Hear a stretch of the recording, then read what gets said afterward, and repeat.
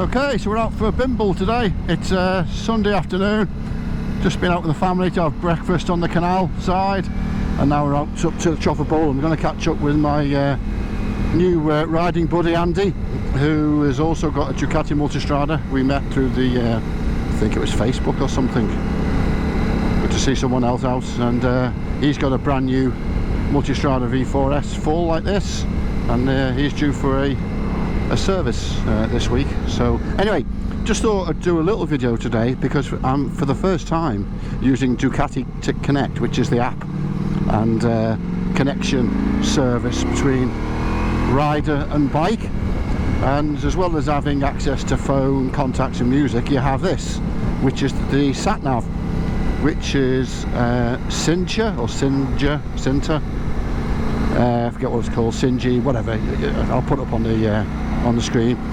But yeah, this is the first time I've used it. You literally link your phone into the bike, go into Ducati Connect through the menu, then you have a menu, click on navigation, and provided you put the address on your phone on the correlating app, which I've done, it links, and here we are. So I've got it plugged into my Cardo Pack Talk. So I don't know if you're able to hear it on the video. You most probably will. I'm getting directions as well as audio. I'm sure I can knock the audio off.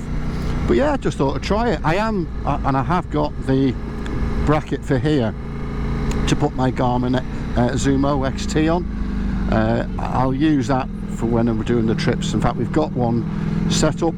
Ferry's booked. We're going in May for a couple of weeks. At the moment, just John and I, hoping Andy can get himself sorted. He's going to hopefully confirm nearer the time. And yeah, we just got ferry to and from Plymouth to Santander.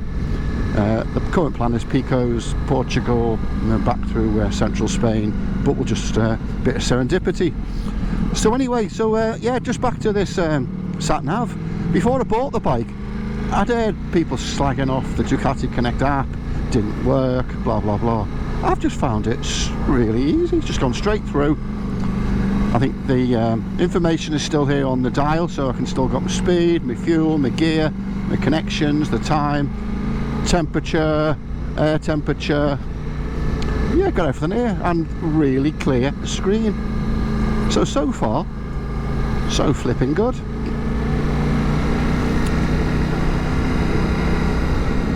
So I haven't been out on the bike for a good few weeks. The weather here in the UK has been shocking.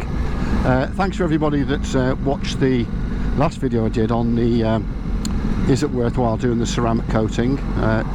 Got a surprising level of interest on that, so thanks everyone for checking that one out.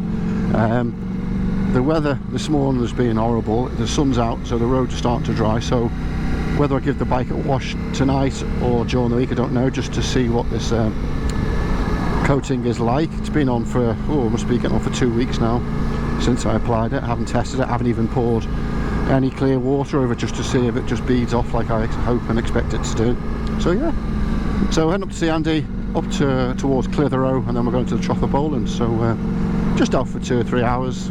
Just nice to get on the bike, to be honest with you guys. It's pretty depressing, isn't it, when you want to get on the bike and you open the curtains every day and the weather looks dreadful. Anyway, nice to get out for a bit. Do like that hill hold. Not had that on a bike before. Had it on cars, but not on a bike.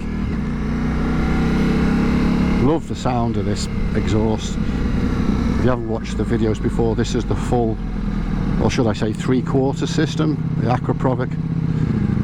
So Decat system. Sounds awesome. And with the remap that came with it, it gives an extra 10, so it lifts the bike up from 170 to 180 brake. Not that it needed that much more power, but it's always nice to have, innit? Anyway, off to meet Andy up at Clitheroe and catch me in a bit.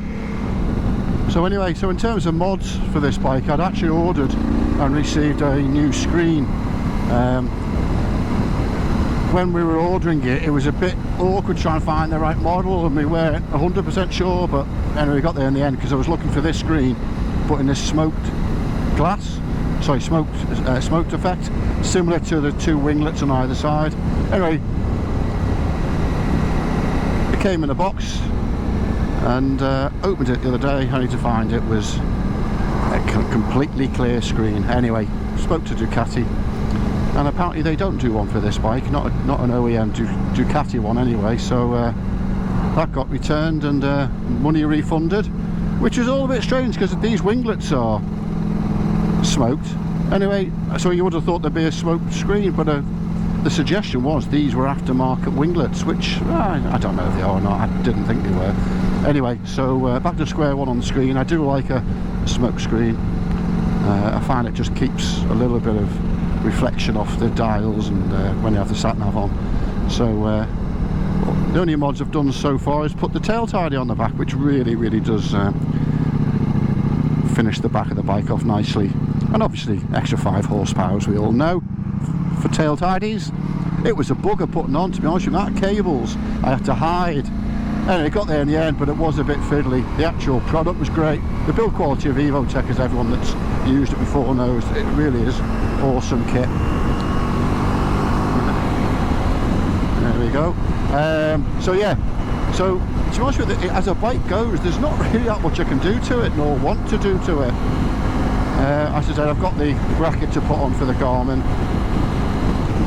In fact, let's put on this sat nav. There we are, 77. This is the adaptive. Set it at 80. There we go. Sitting nicely behind this car at 79. Hands off. And I'm looking forward to this. Obviously, we don't like riding, do we, guys, with cruise control on. We just want to get out and have fun and get into the twisties and be engaged in the bike.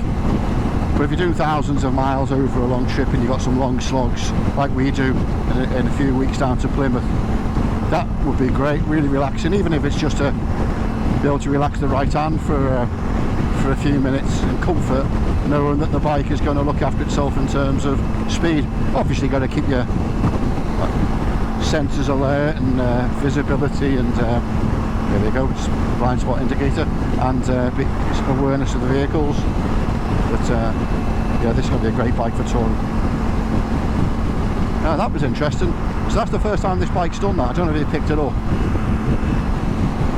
but it normally goes bright orange when there's something in your blind spot, but because I had my indicator on momentarily there, this flashed. Haven't seen that before. Safety features are allowed as far as I'm concerned. I know people say, oh, well, why do you want this? Why do you want cruise? Why do you want this, that and the other? If the modification or enhancement to the technology on a bike improves safety, I'm all for it. All for it. I say that being a dad to a 12-year-old. Anyway, really enjoying this. This is really good. So impressed with this, I am.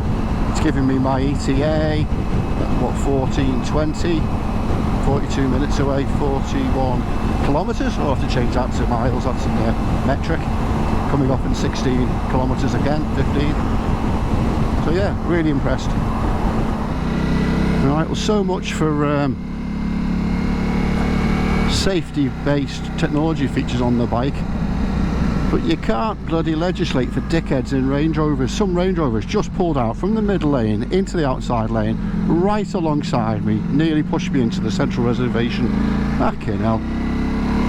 I couldn't brake because he was like coming from like my left rear quarter, and then he got right alongside me and I just had to pull forward and just get past him. What an absolute idiot. Anyway, always be alert, always expect these guys to take you out. Jesus Christ, idiot. Anyway, live to fight another day. And go along, A59. Oh, well, there you go. There's the directions from the sat nav.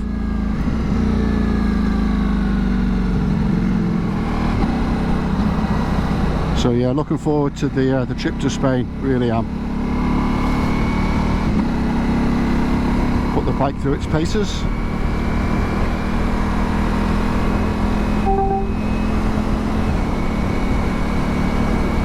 Something's just binged in my ear, whether that's speed cameras or not, I don't know. I did a video on my GT a while back and I put the GoPro on the back just above the exhaust when I put the Austin Racing on. People seem to like that, so I'm actually going to do the same here. All over Facebook and YouTube, there's loads and loads and loads of little videos, little shorts, and oh, here's my new full or 3/4 setup on the Aquaprovic on the Multistrada, but they're all cold starts. Anyway, I'm going to do it slightly different as I always do. I'm going to attach it to the back of the bike. I'm just going to ride it, because it's not how it sounds when you're in cold start, it's how it sounds when you're riding. So might do that video next.